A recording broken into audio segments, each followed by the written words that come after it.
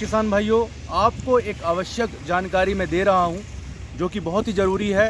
वर्तमान स्थिति में देखा जाए तो कटाई हो चुकी है और कटाई अधिकांश तौर से हमारे क्षेत्र में हार्वेस्टर से की गई है। हार्वेस्टर से कटाई करने पर जो नरवाई बचती है, तो नरवाई को किसान बंधु जलाते हैं। जलाने से बहुत सारे नुकसान हैं। आप देख सकते हैं कि जैसे ये हार्वेस्टर से कटा हुआ ये खेत है, नरवाई इस तरीके से बचती है ये।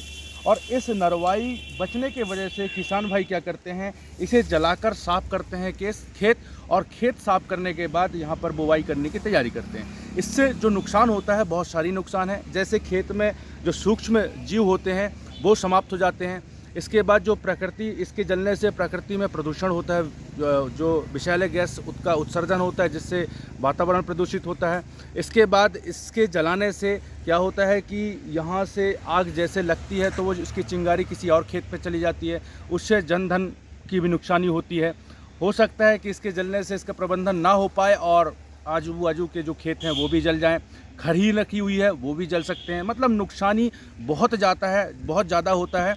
ऐसी स्थिति में ना जलाएं, ऐसा जो है इस बात के लिए एक जिला कलेक्टर जिला डिंडौरी से एक आदेश पारित हुए हैं 17/4/25 को, जिसमें स्पष्ट कहा गया है कि किसान भाई इस तरीके से किसानों जो खेत हैं नरवाई उसको ना जलाएं। यदि जलाते हैं तो प्रति एकड़ जो है 2000 रुपये का जुर्माना, 2 एकड़ से अधिक है 5 एकड़ तक तो 5000 का जुर्माना, और यदि 5 एकड़ से अधिक है तो 15,000 तक का जुर्माना देना पड़ेगा किसान भाइयों को। इसलिए किसान भाई, आप इस तरीके से किसी तरीके से नरवाई जो है उसे ना जलाएं, और ना जलाकर इसका प्रबंधन दूसरे तरीके से करें। तो कृषि विभाग के द्वारा इसे जारी किया गया है कि इसके प्रबंधन करने का जो तरीका बताया गया है वह यह है कि इसका जो सुपर सीडर वगैरह है उससे आप इसकी सफाई करवा सकते हैं, या फिर इसके लिए जो यंत्र हैं, जो मशीन है, उससे आप डायरेक्ट इसमें जुताकर उसकी बुवाई कर सकते हैं। तो इस तरीके से आप इसका प्रबंधन कर सकते हैं। और आप जब इसको जुताई करके करते हैं तो इससे जो ये जो डंठल होते हैं यह उर्वरक का काम करेगा और फसल अच्छी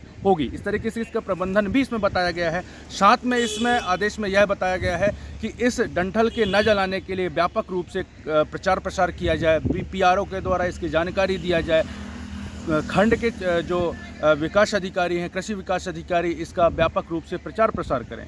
किंतु मुझे इस वीडियो के माध्यम से जानकारी दे रहा हूं कि इस तरीके से कोई प्रचार प्रसार नहीं किया गया, किसानों को जागरूक नहीं किया गया और इसकी जानकारी नहीं दी गई, जिसका दुष्परिणाम आप देख सकते हैं कि यहाँ पर अभी आग लगी हुई है और लगभग 20 एकड़ ऐसी ज़मीन है जहाँ पर आग लग चुकी है और वो फैलती जा रही है। इसका अभी तक प्रशासन के द्वारा कोई प्रबंधन नहीं किया गया। प्रशासन के द्वारा कोई ऐसी गाड़ी नहीं भेजी गई उसको बुझाने के लिए, कोई लेबर नहीं भेजे गए, जिससे कि वो लगातार अभी फैलता जा रहा है और उसका दुष्परिणाम हमारे प्रकृति को भी हो रहा है, साथ में हमारे जो छोटे छोटे जीव जंतु हैं उसको भी हो रहा है। और हो सकता है कि यदि आग वो फैलती जाती है और यदि गांव तक पहुंच रही है, यदि पहुंच जाती है, तो बड़े जनधन की हानि होने की संभावना है। तो निवेदन है कि इस तरीके से आग ना लगाएं और इसका सही तरीके से आप उपयोग करें। किसान भाइयों से हमारा विनम्र अनुरोध है कि आप इस तरीके से ना करें, और यदि करते हैं तो आपको इसका खामियाजा भुगतना पड़ेगा। और जिला प्रशासन से हमारा निवेदन है